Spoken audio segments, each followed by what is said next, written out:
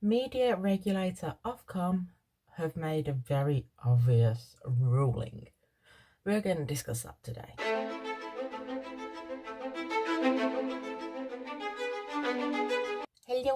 Hello. My name is Katie, and this is where we discuss true crime, politics, and current affairs. If you are a returning viewer, first of all, have you subscribed? Because clearly you like my content if you keep coming back. But you know how this goes. We go through an article, I give my uneducated opinion, and we continue the conversation in the comments below. Now, this was yesterday. Laurence Fox, his misogynistic GB news rant about journalist Ava Evans broke Ofcom rules. Before we go into the whole thing, let me explain who is who. Sit down, get a cup of tea, make yourself comfortable. We're going to be here a while. Laurence Fox was an actor, is now a controversial wannabe politician with very traditional conservative right-leaning views. He does drop himself in it quite often. And then we have Ava Evans. Ava Evans describes herself as a journalist. She was on a BBC show where she made some comments regarding men's mental health. That kicked everything off. And then there is comedian Jeff Norcott. We're going to watch some footage from various things. We're going to look at some tweets. We're going to look at the whole story from all of the points of view. And fingers crossed, I won't get copyright claimed. So, I have my old school earphones plugged into my laptop. We're going to go from the start. So what we're going to do, we are going to start with the original BBC politics discussion. But we're going to see the whole thing because context is everything. Context is key. And I may interrupt with comments. I have pen and paper ready for comments that I want to make. Let's get into this. Coded, which tries broadly to explain the behaviour of Britain's husbands, dads and brothers. Now, it's quite a light-hearted book. From banter to man flu, everything finally explained. There you go. All right, good promotion. Men have obviously and arguably taken a lot of flack, rightly, in the past few years. Many people would say post #MeToo. Is this an attempt to rehabilitate the image of an average bloke? Well, I suppose what I always thought was like that blokes are a subject species of men, and most blokes don't really have a huge amount of power in their own lives. They're sort of trying to be dependable, loving people for the people in their lives. They might not be the best at remembering important dates or even the names of their nephews and nieces, but I think that it's an occasional rubbishness coming from a good place. So what I've tried to do in this book is just try to explain some of the more baffling behaviour of men, like, the fact that we don't put on sun cream when we're on holiday, maybe till the third day.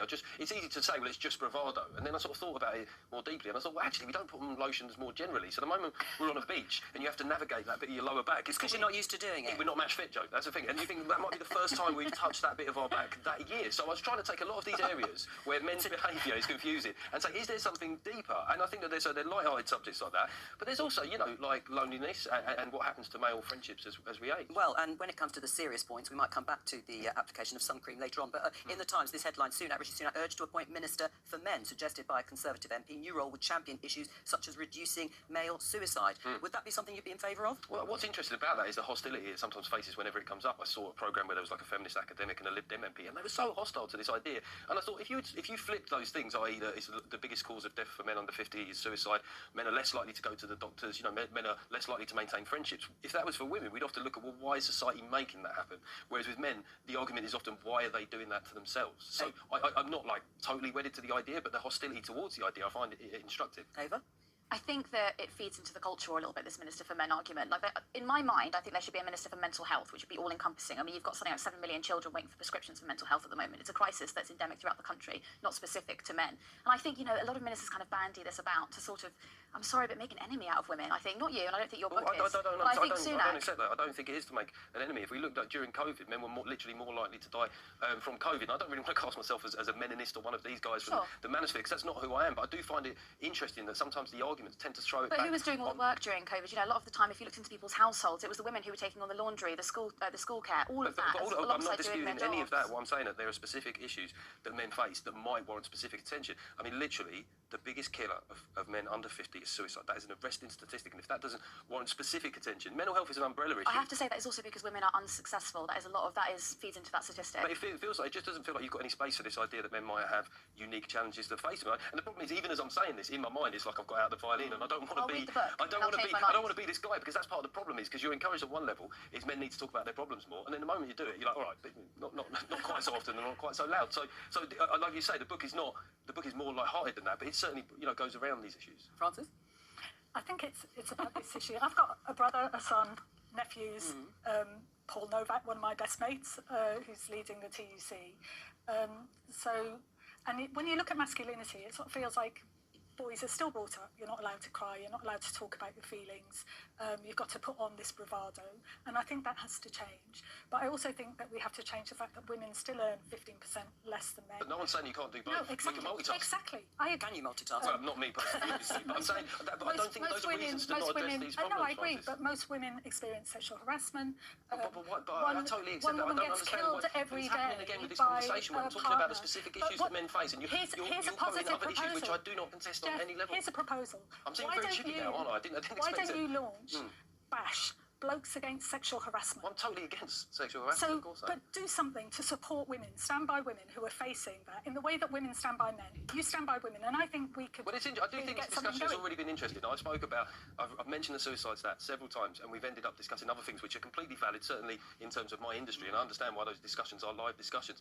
But the idea that we can't have both those discussions, I genuinely find that. Nobody said we couldn't. Is this discussion being squeezed out? Is there not enough space for this as well? Well, it slightly feels. I'd rather agree with Jeff. I'm fascinated listening to this discussion that at the first hint of men saying maybe we need a bit of attention, it's women have been oppressed throughout the ages, which is true, but it must be the case that if there are specific male problems or problems that only affect men, then we should try and deal with them at the same time as dealing with the specific issues that affect women. But do you think sexism is ultimately bad for men too? Sexual harassment is ultimately bad for men too, and decent men need to stand up and say so. And I think we could have better lives together. The problems in my industry, I'm happy to stand and say, that in comedy there are specific problems in and because around there is a this power area. imbalance. But that's what, and I've had that discussion on my podcast and elsewhere. I'm happy to say that as many times as people want me to say it. But just in this small section of the show, I thought we were going to just mention about some of the specific problems that men face. Men were more likely to die from COVID. If that had been flipped, we would have looked at why is this? This is a tragedy. We would have looked at all the underlying reasons. But it just wasn't really a discussion, and I'm just interested in why it wasn't a discussion. Well, that'll be for the next show. Yes, the book is more light-hearted than this discussion.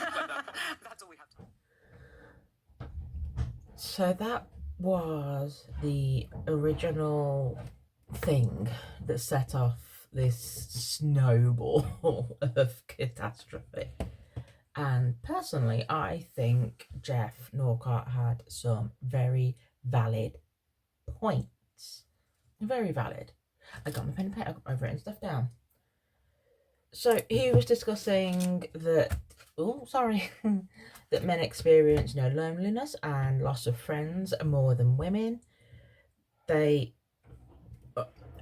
Self-ending of life is the biggest killer of men under the age of 50. I would say that is an epidemic. I would say that needs to be looked at. Why are men doing this? Disclaimer, I have lost a family member from this, due to this, whatever the word is. So I am a bit biased, let's face it. But Ava Evans has the cheek to say, but this feels like it feeds into the culture war that's going on. And then she feeds into the culture war. It's not the victim Olympics. This was a discussion about men's mental health and how ending of lives is the biggest killer of men under 50. It was a discussion about how, for some reason, COVID killed more men than women. We don't know why, because no one cares. Because if it was the other way around, he is quite right. It would be looked into. But the immediate response of, but what about me? What about women? It's like, no, sweetheart. We are discussing men's problems. This has nothing to do with you. This is nothing to do with women. This is nothing to do with women's problems. We can have that discussion. I've had that discussion many times on my channel. But this is about men's issues. And you flipped it to be, what about us? The victim Olympics. Yeah, but I'm a better victim than you are. I'm more of a victim than you are. I've got more things that I'm victimised about. Just shut up. It seems that it's demeaning men's experiences. Now, don't get me wrong, they got a hell of a lot of advantages. But they also do have problems. And they are not being addressed. Because whenever someone tries to address them, they just get ignored. They just get, like, steamrolled over. That's not the right term. And when they were mentioning, when Jeff mentioned that more men died of COVID, immediately Ava Evans come out with, yeah, but women did more chores. That is such a privileged point of view. That's the only thing you've got to worry about, who does the fucking ironing. You can't compare COVID deaths to whoever's doing the chores. They're not comparable. And personally, if you are living in a house with someone who's not pulling their weight, then that is up to you to confront. I have no sympathy. If chores are your biggest worry in regards to feminism, then you clearly have your eyes and ears shut. Because it's about women feeling safe. We need women to feel safe. We need women to have access to healthcare, to education. We need women to have freedom of choice over their own bodies. We need for women to have freedom to walk around wherever they want. If you've seen some of my previous videos, you know what I'm talking about. Once those issues are in hand, then we can start bitching and whinging about who does the fucking washing up.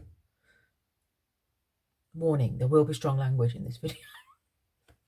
But she completely flips the conversation. It's about men dying of COVID more than women. Why is that? Is there a biological aspect? Is it a social aspect? Blah, blah, blah. No, we're going to discuss how women did the chores and the childcare. Fuck off. And there was and Jeff made a valid point that men are encouraged to share their feelings, but then when they do, society goes, oh, not that much though. Back up a bit. You don't get to have that many problems. We do, but you don't. And then the other female panelist coming out with men need to stand with women like women stand with men. The men in my life stand with me. I will say that. But yes, we do need men. We do need men to help us in attaining equality and freedoms, etc. We do need their support, and we need their support to fight for violence. We need their support. But when she said that women, the same way that women stand with men, those two women on that panel weren't standing with men then, were they? They made it all about themselves. That was not the conversation. The conversation was not about women's issues. The conversation was about men's health. I found that an absolute disgrace. So that was the first clip. Told you it's going to be a long video. And then, so the next thing, that was, when was that? That was September the 25th, 2023. Okay, that was when that was aired live. So the girl weren't thinking. It's not about women. It's not about, he's not saying that society needs to ignore women's problems in order to address men's. That's not what he said. He was asked a specific question. He gave a specific answer. You're the one that made it all about women. Anywho, now we're going to go to later on that day. And her comment about this, it's on Twitter, and it says, he was and I was a little rash on my anti-Minister for Men comments, which I do regret, and I'm actually very interested in a brief for a Minister on Young Men's Health.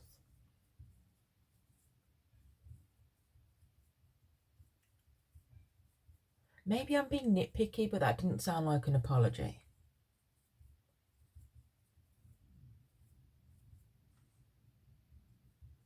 I don't know. We've got some information in a bit to show all the people involved in this, what they've done since. So that was her response. And then 2 days later, September the 27th, 2023, is the original footage of how Laurence Fox reacted to Ava Evans' comments about men's mental health. Warning, he goes off the rails a little bit. Now, this one is only 1 minute 30 seconds. No, 1 minute 9 seconds. So it's not as long as the last one. So let's have a look, shall we? Show me a single self-respecting man that would like to climb into bed with that woman. Ever. Who wasn't an incel, who wasn't a cucked little incel. That little woman has been fed, spoon-fed oppression day after day after day after day, starting with the lie of the gender wage gap. And she sat there, and I'm going like, if I met you in a bar and that was like sentence 3, chances of me just walking away are just huge. We need powerful, strong, amazing women who make great points for themselves. We don't need these sort of feminist 4.0. They're pathetic and embarrassing. Who'd want that? Well, look, she. Sorry, I'm just gonna provide a touch of balance from her, because she did actually respond to this earlier today, saying that she regretted her comments, but she didn't apologise. Yes, so there you go. And she's a very beautiful woman, Laurence. Very beautiful. So that's as good as I could get in regards to the original broadcast of Laurence Fox's comments. I couldn't, for love nor money, find the original uncut, etc., which is annoying. If you can find it, please send it to me. But like comments like that woman and the little woman and who'd want to shag that, fucking hell, dude. I understand that that's pub talk, right? People have that kind of conversation in the pub. Not on live TV, if you can call GB News that. And it is demeaning. It's demeaning, it's degrading. Of course, it's offensive, it's unneeded, etc. And then, so that was apparently September the 27th, 2023. Later the same day, I don't know if there's a day it missed somewhere, because I don't feel like this was the same day, but apparently it was. So this is Ava's response to that, I believe. Her response was, she's really grateful to every person who has reached out to her, from MPs to journalists and friends and people on Twitter. She's overwhelmed by how kind people have been. She's also grateful to the incredibly courageous people who spoke out despite working on the station, i.e. GB News. I haven't had an apology yet, if anyone was wondering. September 27th, 2023. And then the next day, we have Laurence Fox apologising. Now, the boy don't apologise very often, so, this is impressive. But again, let's play. This is 1 minute 4 seconds, and this is Laurence Fox's apology to Ava Evans. If I was going to be sensible and I could replay it, I would say any self-respecting man in 2023 would probably be well advised to avoid a woman who possess that worldview, because she would probably cause him nothing but harm.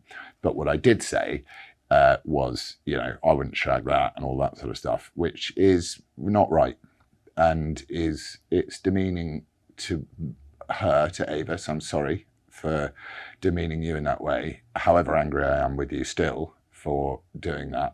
And it demeans me because it's not representative of who I am. And also I'd like to add that I'm not saying any of this stuff because I know I'm going to get sacked tomorrow. I'm saying this stuff to clear my own conscience. So I just wanted to say that. I think, I do think that what's happened is that a narrative has been spun and a scapegoat has been found, which is me. And I don't think that that's been particularly fair. How true it is that they wanted a scapegoat, I don't know. I don't know enough about the catastrophe that happened over at GB News. There's so many different things going on over there. His apology, I thought, was quite sincere. I mean, he did start out with, instead of insulting you this way, I would have done it this way. It's just like, dude, you fucked up. GB News maybe, I don't know, has some standards. Clearly they do, because Ofcom have come out and said that, yeah, he broke the standards for media, or whatever the phrase was. So GB News does have to follow those. So I get that they fired him for saying those things.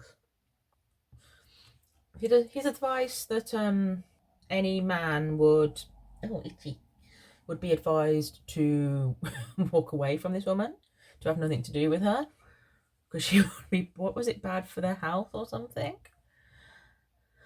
I would hope she wouldn't be bad for anyone's health. I couldn't possibly comment. I don't know the woman. But dude, you fucked up. But he did apologise, which I think is respectable. He fucked up, he apologised. Ava has yet to apologise for her comments about men's health. Still waiting. So, that was September the 28th.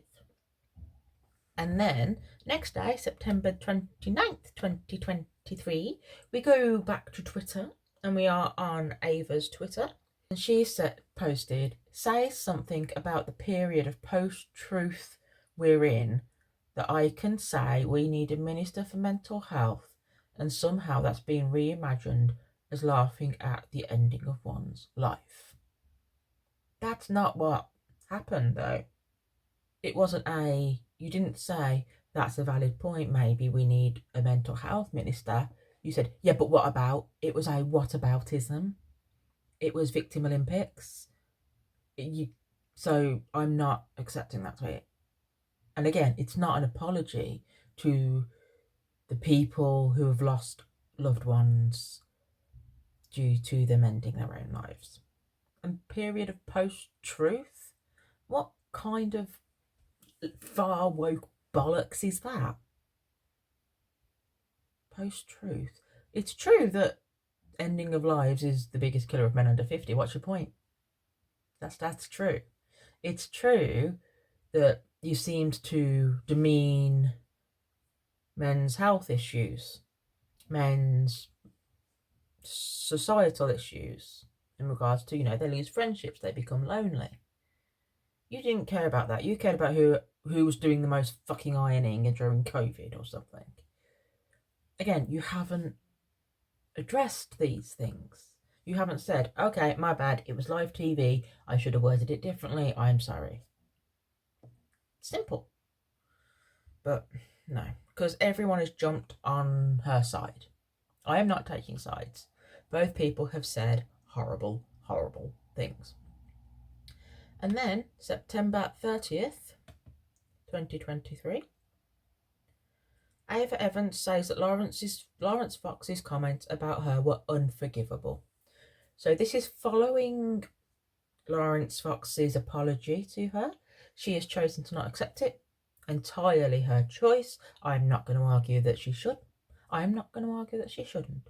It is her choice whether she accepts the apology. And clearly, as of today, she still hasn't, as far as I could find. Please send me information if you find otherwise. I will happily do an end bit on the video, not a problem. And she says, I'm not naive. I know that men talk like that about women, but this was on national TV. It was demeaning. It was dehumanizing. Correct. As if it was an option for him to have sex with me, as if men get to look at you and decide if they want to. Unforgivable.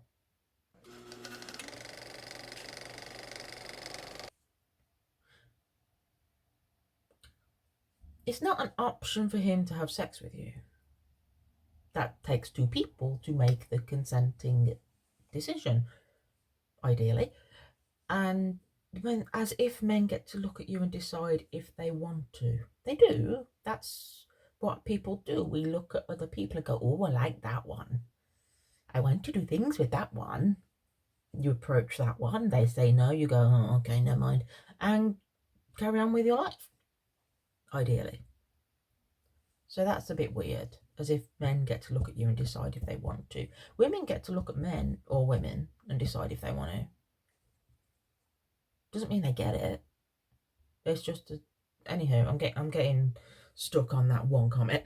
So that was 30th of September. And then it came out in December. So that was the end of it for a bit, okay? Hang on, let me get this right. Jeff Norcott made some very valid comments about men's health. Ava Evans just diminished them, wrote them off, etc. Laurence Fox said some awful comments about her. Following her comments, she addressed her comments about men's health. Laurence Fox apologised for his comments. She did not accept the apology. That's it. End of. You'd think. But then it came out in December 2023 that the Laurence Fox comments about Ava Evans tops Ofcom complaints list for 2023. Laurence Fox's misogynistic comments about Ava Evans was the most complained about TV event of the year, Ofcom revealed. It received 8,867 complaints. Fox was sacked from the channel. Wootton, who was the presenter of that particular show, was suspended. And Ofcom did an investigation. Fox responded on social media by saying you don't want to shag someone is the most complained about TV segment of the year. How hilariously British. Got a point, to be fair. Surely there's been worse on TV. It is quite British. Like, there's got to be worse things on TV to complain about. And also, 8,000 and something complaints. I wonder how many people actually watched the show. A lot of times you find that people complain about something because it's got media hype around it, so they feel obliged. You know, this is the hill I'm willing to die on, so I'm going to go and complain. They never actually watched the thing. So I'm just curious. I'm not defending what Fox said. Just curious how many people actually watched it that complained. And then, so this was yesterday's news. March the 4th, 2024. So as I said, Ofcom were doing an investigation following the 8,000 and something complaints. And they have ruled that Laurence Fox's misogynistic GB News rant about Ava Evans broke Ofcom rules. The media regulator says it has significant concerns about GB News' editorial control of its live output. Yeah. If you're going to go live, don't have controversial figures. Maybe. The media regulator said Laurence Fox's remarks constituted a highly personal attack on Miss Evans and were potentially highly offensive to viewers. Yeah, I'd agree with that. The comments reduced her contribution to a broadcast discussion on mental health in her professional capacity as a political journalist to a judgment on whether she or women like her who publicly expressed their political opinions were sexually desirable to men. As such, we considered that Mr. Fox's comments were degrading and demeaning both to Miss Evans and women generally, and were clearly and unambiguously misogynistic. reduced her contribution to a broadcast discussion on mental health. And then it says she's a professional political journalist. Okay, so what does a professional political journalist know about mental health issues? She's no expert. No way. No way in hell. I'm not having that. She's an expert on the political side of it, but she's not an expert on mental health. It's just... Ava Evans also went on to Piers Morgan's show with Talk TV. Is it with on Piers Morgan Uncensored, is it? She went on there following all of this. And Morgan asked her, how are you? Talked about the response. And she was like, everyone's been really supportive. What Laurence Fox did was horrible, blah, blah, blah. I was waiting for her to be challenged about her comments. She wasn't. I like Piers Morgan as an interviewer. I think he's brilliant. But this disappointed me. You're meant to be a journalist, Piers. Why didn't you ask her about her views? You asked her about Laurence Fox. You asked her about how she felt about what Laurence Fox said. But you didn't ask her about her views about men's mental health. She clearly doesn't give a shit if you have mental health issues. She doesn't give a shit about your health at all, by her own words, comparing COVID deaths to fucking who does the fucking ironing. So that disappointed me. Everyone has supported her, and of course, I get it. It was offensive. She then was like, she's received threats and all sorts of horrible things online. She felt at risk. Maybe she still does. And that's not okay. That is not okay. Laurence Fox fucked up. But I am defending Jeff Norcott. What he said about men's health, perfectly valid. What he said about a what's the word?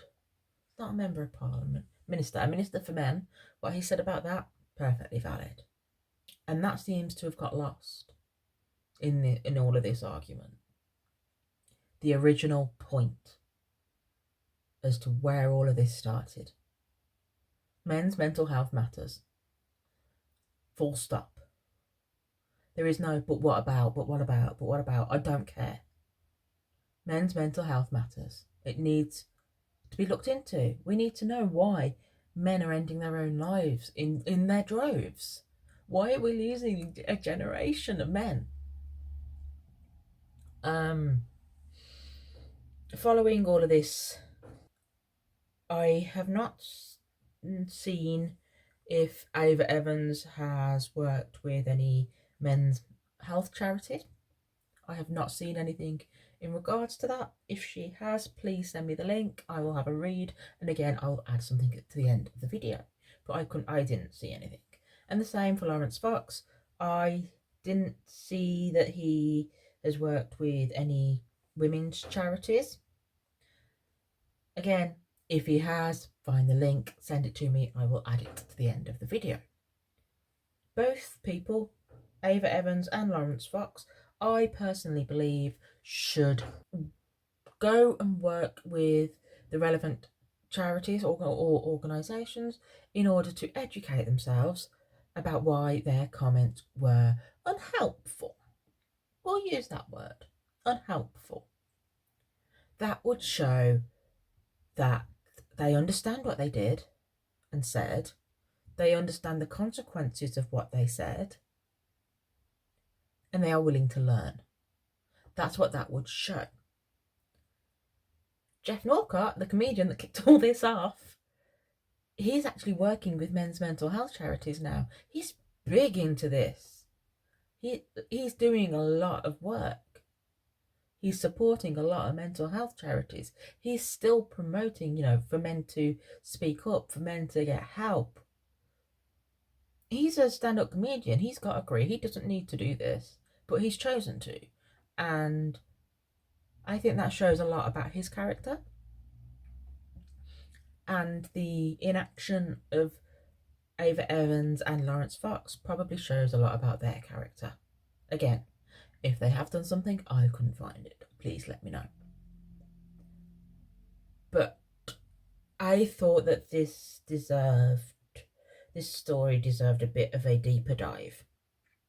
I am not having the main point forgotten, that men's health matters. We can't say, oh, men need to reach out more, men need to talk about their feelings more, and then they do, and they get shot down with whataboutisms, with fucking victim Olympics. It's not okay. And I say this as a female, if you didn't know, who has mental health problems. Like, I have diagnosed mental health problems that are medicated. I also have physical disabilities that are medicated. So I say all of this coming from where Jeff Norcott was discussing. He wasn't trying to diminish my experience. He wasn't trying to diminish the fact that I need help. He was just saying that other people need help as well, and they happen to be a different sex to me. If you are experiencing mental health issues, if your mental health is not acting as it should, please contact someone. Please talk to someone. Please get help. Never give up. Hold on tight. You've got a lot of people to piss off in the world. You have people that love you. And if you don't, there's probably people that don't like you, so stay alive just to spite them. But please reach out. I'll leave some links below. I think they will be UK based, unfortunately, but I imagine the US and Asia and the rest of Europe, etc. I expect that worldwide there are helplines for you to talk to, phone, email, etc. But please reach out. Please get help. Ignore this bullshit. What aboutism? Get help, please. But that's what I wanted to discuss today. I wanted to give context, the whole story. It's whilst Ava Evans is the victim of Laurence Fox's vile comments, she may have had an impact on men who are struggling with their mental health. Her comments may have discouraged men from reaching out, and that is not okay. She needs to apologize. Sorry. She needs to spend some time with the families of people who have lost young men due to them ending their own lives. She needs to spend time with them and the charities. Maybe then she'll apologise. Laurence Fox has apologised, but he still should go and spend time with the charities and the organisations. I'm not defending either of them. I find them both a disgrace. But that's it. I'm going to stop talking because I'm going to be going around in circles. Thank you for sticking with me. This was a bit of a long one. Hopefully I won't get taken off YouTube because I've used footage. Probably will. If you enjoyed it, found it informative, etc., please like the video. Leave me your comments below. Have I been, I want to say neutral, but that's the wrong word. Have I been fair? Are my comments fair? What do you think? Have I made a valid point or points? And yeah, just leave me your comments. Let's continue the conversation. And if you could share the video, accept, like, comment, subscribe, all that good stuff, because it helps the channel to grow. I'm now over 80 subscribers. That's the word. It's free to subscribe. So 80 of you like my stuff. 80 is a lot of people. Anywho, come join me on social media. I'm everywhere. I have a new Facebook page, group, one of the two, where you can come and we can have conversations about all these things. I also post about various news topics on there. There's a lot more information on the Fussy Bookie page, and I post on Twitter /X, whatever you want to call it. Come find me on those two. They're the ones where I'm most active. I try TikTok, but I'm not very good at it. I think that's it now. I think I'm done. Thank you for your time. I know this was a long one, and I will see you in the next video. Bye.